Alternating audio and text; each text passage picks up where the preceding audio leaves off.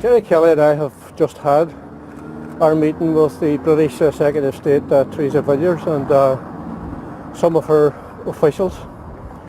I'm very conscious of the atmosphere that's around at the moment. I'm also very conscious that we have been, over the course of the last 20 years, involved in continually trying to push the peace process forward and to deal with some very difficult issues within that process. And there are difficult issues for everybody and for all the parties within that process.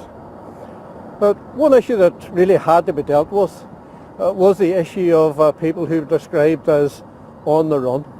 And I have to say there's an awful lot of misinformation about, peddled by some politicians and indeed by some elements within the media in relation to the status of these people. Words have been used like immunity, like amnesty, like get out of jail card. But in fact, nothing could be further from the truth. Here we had a situation where a sizable group of people were not sure about their status in relation to the law.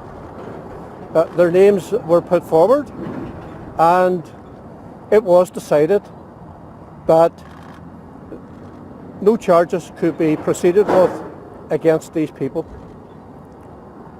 I think it was very interesting yesterday that in the British House of Commons, the British Attorney General, Dominic Grieve, repeatedly said that the process to deal with these people was an entirely lawful process.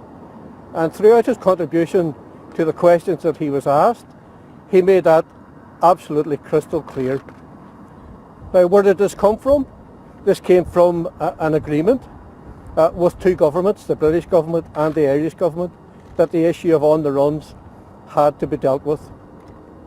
And a process was put in place to deal with that. And Jerry Kelly played a major role in that from our perspective.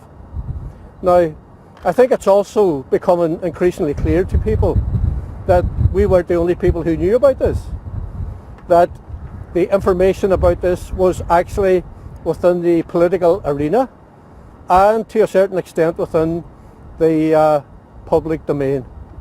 Now, a very important point about this issue is that those names that were put forward,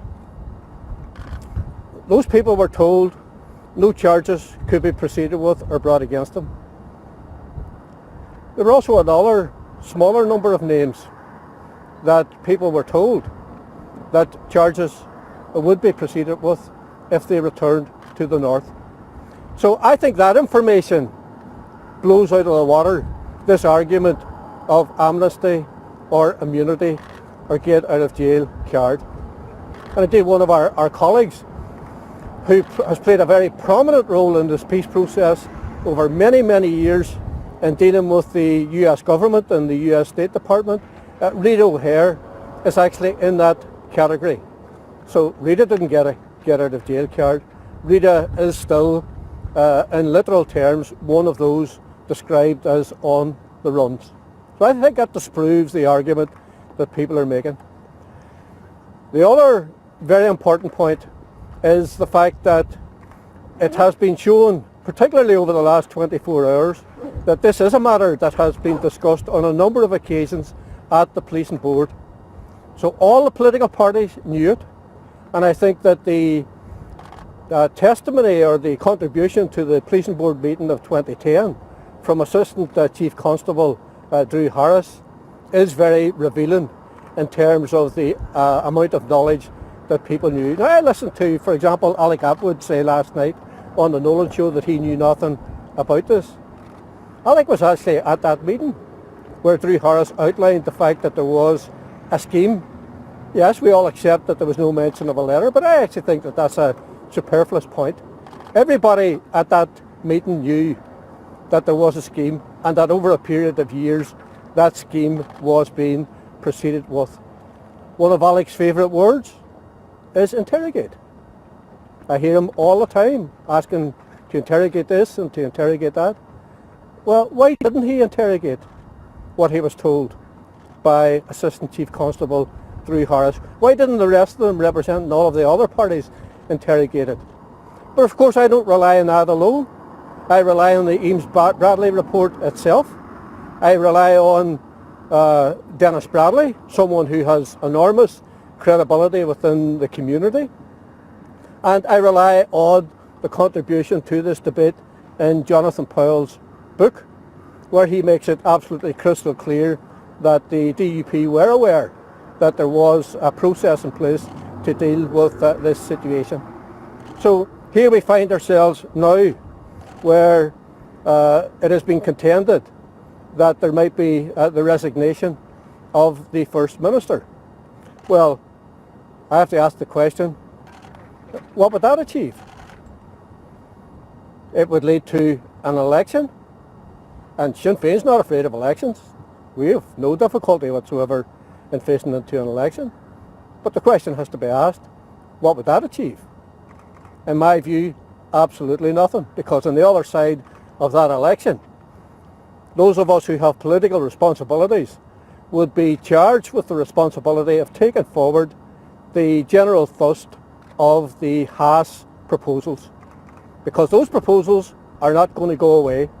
The past and how we move forward in the future, how we deal with the past, how we deal with parades, how we deal with flags, symbols and emblems are crucially important issues. And those issues will remain on the other side of an election. So I think that's the big responsibility at this time, I think, is for cool heads. It's for steady leadership. It's for responsible leadership. It's for recognising that we are in the lead politically, that we have to work together, work through these issues, stop the grandstanding, deal with the difficulties that are presented. And we've had a discussion with Theresa Villiers about the sense of how they are looking at this situation at this point in time, and how we are essentially going to move forward. So as always, as problem solvers, we in Sinn Féin are moving forward as positively and as constructively as we possibly can be, given steady, responsible leadership, and asking all of the other parties to make their particular contribution to ensuring that we move forward in a way that sees us, whatever about this particular difficulty that we're facing, face up to how we deal with those issues consistent with the general thrust of the Haas proposals.